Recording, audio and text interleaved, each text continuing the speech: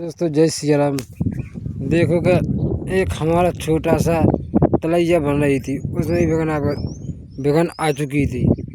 अब हो जाता था, देखो रोज बच्चे देखो पानी पीने के लिए आ रहा है, दूर दूर से देखो चले आ रहा है। इसलिए इसकी आस में कि यहाँ पर पानी मिलेगा। अंतर कहाँ पानी, गर्मियों में कहीं पानी नहीं मिलता। कम से कम काम हो जाता, तो आदमी का भी काम चलता, ढोर बच्चों का काम चलता।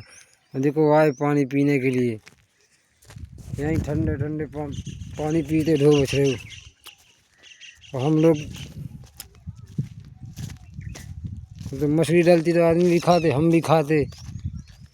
ढोर भी देखो पानी पीते, देखो पिया तो खुद जाती पूरी हो जाती, तो कितना सही काम रहता। आदमी के माँ साजो काम करने वाला एक होता है, बुरा करने वाले सारे 10 लग जाते हैं। जय गौ माता, जय सिया राम।